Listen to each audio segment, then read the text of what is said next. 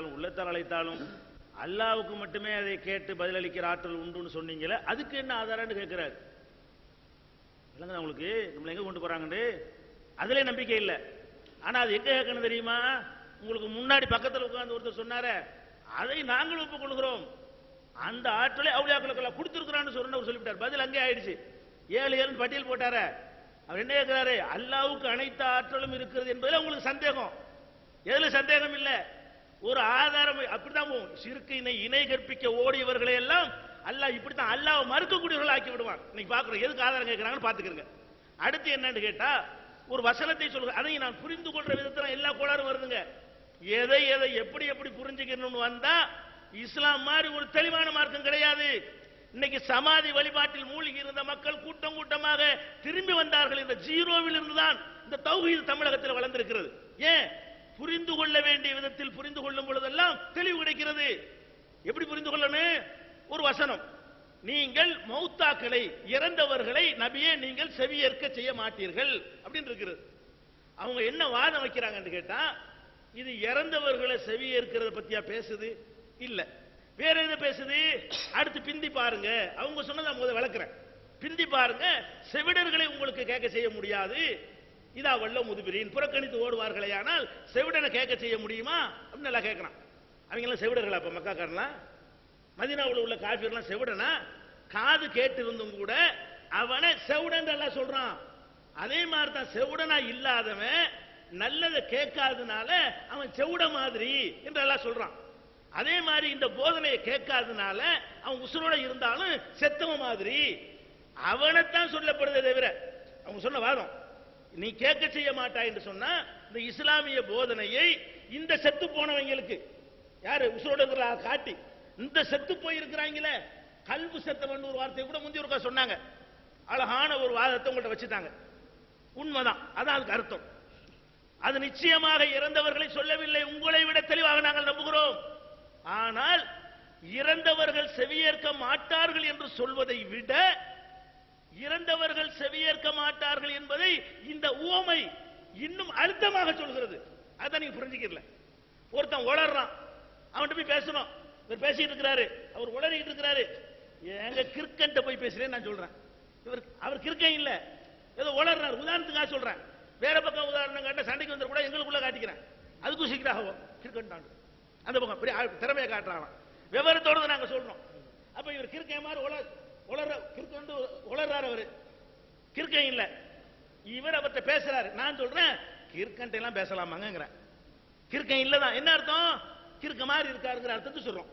அதுல என்ன அர்த்தம் இருக்குன்னு கேட்டா, கிறுக்கனுக்கு விளங்காது என்பது கன்ஃபார்ம். அதனாலதான் அந்த வார்த்தையை சொல்லி உதாரணம் காட்டுறோம். செத்தவனுக்கு எப்படி விளங்காதோ, காது கேட்காதோ, அந்த மாதிரி இவங்க இருக்கிறதுனாலதான் இந்த செத்தவன் கேட்க மாட்டாங்கிறான்ல. உதாரணம் காட்டுறதா இருந்தா, செத்தவனுக்கு கேட்காதுன்னு கன்ஃபார்மா இருந்தா தானங்க இவனை எப்படி செத்தவன் சொல்ல முடியும்? அந்த கருத்தில் அடங்குதா இல்லையா? செத்தவன் கேட்க மாட்டான். உசுரோடு உள்ளால பார்த்து இந்த பொணங்களுக்கு கேட்க செய்யலாது நான் சொல்றேன். பொணம் சொன்னேன், நான் சொன்ன நல்ல வார்த்தைகள் அவர்கள் காதுல விழல. புணத்துக்கு எப்படி உழாத அப்படி விழல, அதனால பொணம். அப்ப பொணம் கேட்காதுன்னு சொல்றதை விட உசுரோட இருக்கிறத பார்த்து இந்த பொணத்துக்கெல்லாம் கேட்காதுன்னு சொன்னால், பொணம் கேட்காது என்பது ஆதாரம். அந்த ஆதாரத்தின் அடிப்படையில், அந்த உதாரணத்தின் அடிப்படையில் சொல்லப்படுகிறது. ஒரு மனிதனை சிங்கத்துக்கு ஒப்பிட்டோண்டு வைங்க. சிங்கத்திட்ட வீரம் இருக்கணும். ஒரு வீரமான மனிதன் சிங்கம் பெரிய ஆண் சிங்கம் அப்படிங்கிற. ஏன் சொல்றேன்? வீரத்துக்காக சொல்றேன். சிங்கத்துல வீரம் கன்ஃபார்ம் அர்த்தம். இவர்தான சிங்கம், சிங்கம் வருகிறதுங்கிற. எதை வச்சு சொல்றேன்? இவருடைய வீரத்தை பார்த்துட்டு சொல்றேன். அதுல என்ன விளங்கணும்? சிங்கத்துக்கு எப்படி வீரம் இருக்கிறதோ அந்த மாதிரி இவருக்கு வீரம் இருக்குது. அதுதான் அல்லாஹ் சொல்றான், செத்தவன் எப்படி கேட்க மாட்டானோ அந்த மாதிரி இந்த செத்து போன பொணங்களுக்கு ஒண்ணு கேட்க செய்ய முடியுமா? அதான் அர்த்தம். உதாரணம் காட்டுறான். காபிர்களை செத்தவர்களுக்கு உதாரணம் காட்டுகிறான். எதுல உதாரணம் காட்டுகிறான்? செத்தவனுக்கு விளங்காது இல்லையா, அந்த காது கேட்காது இல்லையா. அப்ப செத்தவனுக்கு காது கேட்காது என்று சொல்வதை விட உசுரோட உள்ளவனை பார்த்து இந்த மாதிரி பொணங்களுக்கு கேட்குமா என்று சொன்னால், உங்க தமிழ்ல சொன்னால் அஜர்த்துமார்கள் எங்கிட்ட கேட்க வேண்டாம்.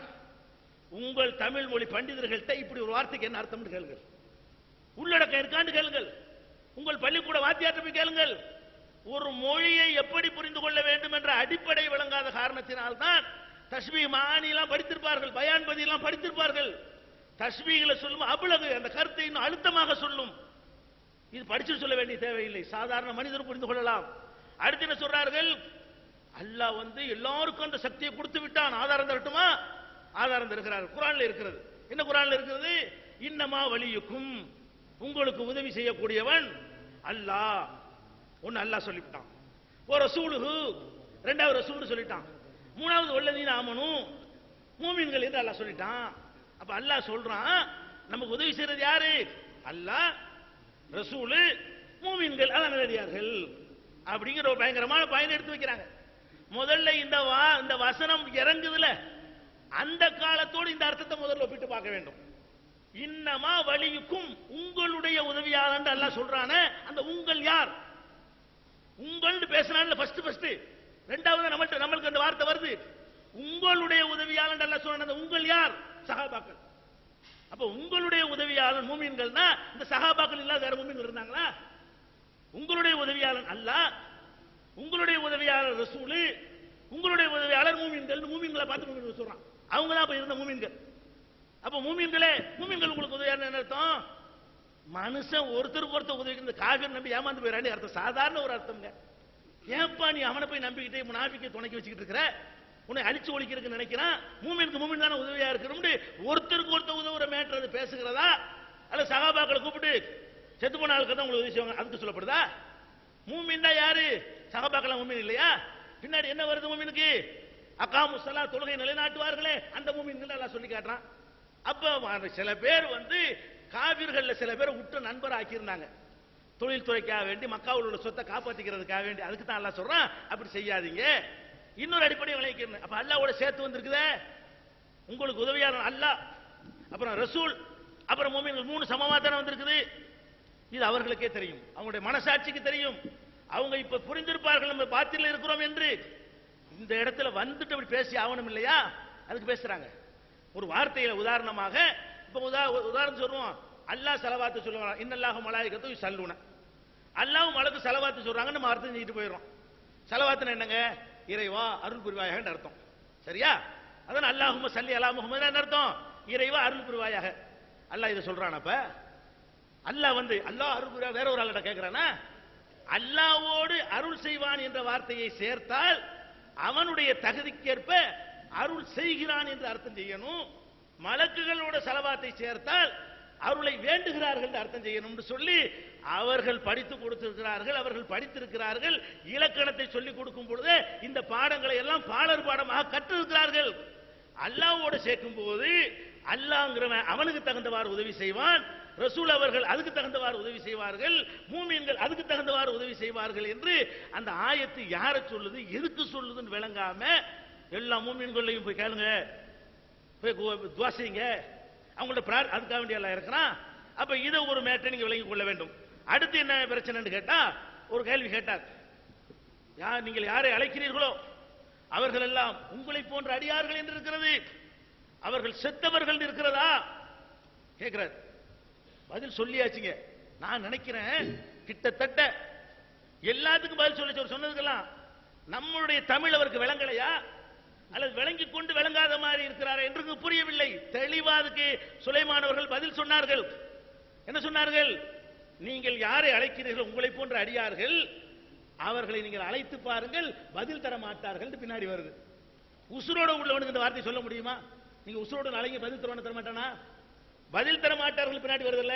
ஒரு உசுரோட உள்ளவனை பார்த்து சொல்லுவான், அவனை கூப்பிட்டீங்கன்னா பதில் தர மாட்டான்னு சொல்லுவானா? அவன் பதில் தருவான். அப்ப பதில் தர மாட்டார்கள் ஒரு வார்த்தையை ஒரு ஆப்பு வைக்கிறான், அப்புறம் ஒரு ஆப்பு வைக்கிறான். யௌமல் கியாமத்தி, கியாமத்து நாள்ல சிறுக்க நீங்க இணை கற்பை மறந்துடுவார்கள் அல்லாஹ். அப்ப இது துன்யா மௌத்துல அர்த்தம், செத்த பிறகு அர்த்தம். இப்ப பதில் சொல்ல முடியாத நிலையில் இருக்கிறாங்க.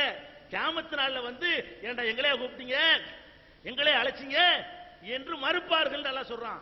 கியாமத்து நாள் என்ற வார்த்தை பதில் தர மாட்டார்கள் என்ற வார்த்தை வழங்க தெளிவா சொன்னதான் வழங்குவீங்களா நீங்க? அதனுடைய கருத்தை